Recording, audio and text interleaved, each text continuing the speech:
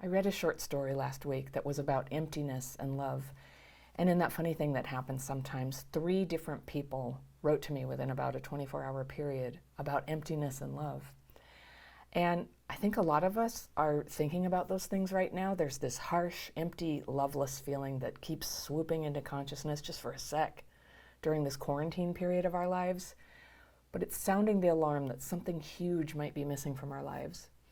And like this one woman said, I know you'll think I'm crazy for holding on to the hope that some big love is going to come into my life and save me.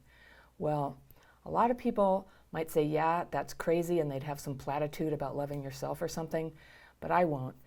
I'm Anna Runkle, also known as the Crappy Childhood Fairy, and I teach people how to heal from the effects of trauma during childhood. And one of the harshest effects of early trauma is the injury to our ability to connect with other people. It's like a chronic feeling that love can't get in, or a scared reaction when love does show up, or a set of defenses that block love from ever showing up at all. And as hard as it is to be staying at home right now with all the fears about money and safety and the future that this triggers, we actually have an incredible opportunity at the moment to go ahead and, I can't believe I'm saying this, experience that empty feeling. And I mean, normally there's a lot to distract us from it, whatever it was for you: shopping, vacation plans, work goals, dating apps, weed, meds, money, whatever made you feel like happiness was just around the corner for you. But with all those distractions diminished right now, what we're left with is all the crap that was under the rug, everything we put there, what all these letters I'm getting are about, that emptiness we're feeling, the instinctive knowledge that we are incomplete in a tragic way because we haven't fully experienced love. Now, nothing could be more important, by the way, just in case you're still beating yourself up and calling yourself crazy. I know I'm always saying how critical it is to face reality, to not get stuck in blame and fantasy that completely gives away the control of your own happiness, because that's fatal to your progress. But real love is not a fantasy. The fact that you long for it is natural and right and needs to be listened to. And that's why I'm saying that the emptiness you feel during this lockdown is trying to tell you something. It's a gift. We all need the courage to accept this gift, which means facing that emptiness for now and letting the tears come if you have to, and letting the awareness come too that you've been suppressing about the nature of your loneliness. Not so much where it came from, we know that. But why really is it happening now? And what would it take to free yourself to change and heal so that you could, in increasing ways, open yourself to love? Now, with childhood PTSD, it's so common to feel, especially after an experience of loss, like we're outside of love, like other people are in this world of goodness, but we're stuck outside the gates, like orphans. But remember, you can't be exiled from your own experience. Alone is always where we start, but our healing from all the false ideas that trauma taught us can bring us forward into being inside, in love, inside it. And by that I mean feeling it, sharing it, knowing it, having the highest experience of it that people can have, at least for a little bit in your life. It's that full experience of love that everyone is longing for. And it's not really a thing you do or that you get. It's a state of consciousness that you go into. And I think this is why it feels like a walled city when you're on the outside of it. Trauma or no trauma, it can be hard to come in from that place, but it's the place to aim, and it's worth fighting for. So I think before too long, this lockdown will end, and I don't know about you, but I want to face everything that isolation has been teaching me, because I have so much I want to learn and become. And normally, I'm making videos and programs about practical changes to make life full, right? And I've got a bunch of new videos and a new program lined up, and that's coming out soon. But today, while this worldwide isolation is still weighing heavily on us, I wanted to make this one special video about not the fullness of life, but the emptiness, especially now when so many people are feeling like it's too much to bear and they want to escape it or control it somehow. But what if you just let it happen? With all the dignity within yourself and the safety of knowing that the isolation is going to pass and the distractions will return with full force very soon, and you can hide in them if you want. But what if just for today, you just faced it, this emptiness, this space in you where childhood trauma stole your natural ability, your instinctive knowledge of how to love. And even though you've created a lot of good in your life, it drove you toward the sorrow and the regrets that are haunting you right now. I have great news. There's still time. And this is what I wanted to say to the people who wrote me, and I want to shine a light on a few myths that need to be set straight so that even as we take practical, common sense steps to heal our lives, we aim not at being just commendable or reasonable or appropriate, but at being fulfilled and at reaching the place that we're longing for, that we were born to find. Okay? So first is, real love is not a transaction, and it can't be negotiated or demanded of anyone. What you didn't get as a child is gone, and it can't be replaced by humans. But real love is still here, and what shows up in your life is a gift to you from something far more powerful than yourself.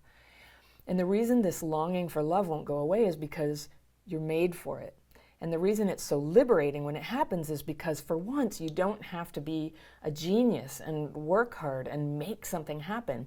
It just arrives in our hearts one day as naturally as hunger or sleep, but it's not cyclical like that. It's a transition, a maturation, something more like puberty really. And it takes over and you change whether you want to or not. But it's not coming merely from the body, and we don't seem to be able to choose whether it begins. We can choose a lot of things, including many forms of love like duty and service and being part of a family and taking care of other people. And those can go a long way toward healing that emptiness. But that big love that's signaling itself through the emptiness you feel is not something that you can make happen. It's more like it's making something happen through you. And they're good things, even though it can make things pretty messy, but good things that ultimately benefit you and the other person and perhaps everyone. Now, you can screw it up, definitely. You can distort it and try to turn it back into some kind of negotiation or get obsessed on it or destroy it even, because everything good in life can be abused. And if you have childhood PTSD, you've already absorbed way more than your share of that. But you can't remove real love out of existence so long as it's flowing through you. It may be inconvenient or terrifying, but when it's happening, even with all the emotional overreactions of CPTSD, all you can really do is your best. And you just try to be honorable, you don't be a jerk, you don't act like an entitled little baby, or you don't pull emotional blackmail moves, right? We just have to do our best, even when we don't know where it's going. Even if it usually turns out that you don't get what you would have wanted, there's a way to go through it that deepens you and makes you stronger. You've been conscripted into the greatest project of all time, which is to bring more love into the world, and there is no greater good. So let yourself be part of it. Second, I say this to a lot of women and men I've coached, you get to want love to turn out the way you want it to turn out.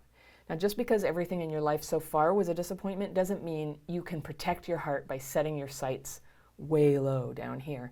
If you're going to struggle with love, struggle for what you really want. And you want the real thing, trust me, the real thing. When I ask people what they really want and they say, a life partner, or they say a long-term relationship or companion, or they talk about getting needs met and things like that. Don't set your aim at what you think you'll likely have to settle for.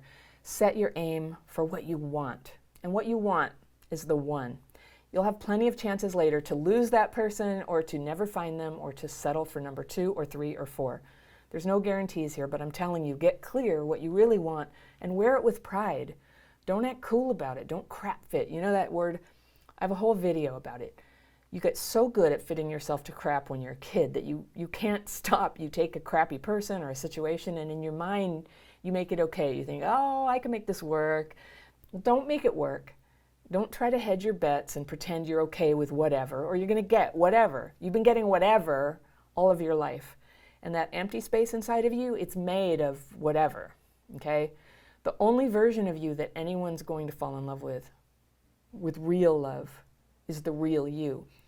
And if your childhood PTSD is mucking that up with a lot of defenses and fear and anger and grabbiness, then healing is very likely going to be a very big asset for you. And you might need to heal first a little bit. And in that case, you are exactly on the right channel. And finally, the third thing, and heads up, I got to talk about God here. And if you're not into that, I invite you to just adapt what I'm saying to what makes sense to you. But don't let anybody tell you that the idea of perfect love is crazy. It is the most real thing there is, actually. It's how we're shown spiritual reality. And it's an experience of seeing through God's eyes, if only for a little bit, right? So that we can know the truth of our oneness with all things. That's the place where we want to be. That's where we truly live. We're there all the time, even though we'll almost never be conscious of it. Now, trauma can tear us out of knowing this ever, but it can't actually take it away. It can't change what is our home. You're part of it. And through your love of another person, if you can keep healing and open up to it, you can experience it, that oneness. That's the thing you're craving, oneness. Now, maybe you've experienced this. It's not a trick played by chemistry. It's your awakening, and it's an intense spiritual experience for anyone. And if you have that trauma in your past, your attachment issues can kick in and you'll want to grab hold and stop the fear. And unfortunately, this can take you right out of that experience. And it doesn't always work out like you'd hoped, but whatever you do, even if you screw it up, it expands you and it raises you up into who you really are. Now, I get letters from people and they say, oh, but you don't realize I'm almost 40, or I'm 51, or I'm 67, or I'm 75. Here's what I learned from my friend Gladys, who found her great love at age 80, just a few years before she died. There's still time. And for all you know, the greatest love you could possibly know may still lie ahead of you, especially if you keep healing from what happened in the past.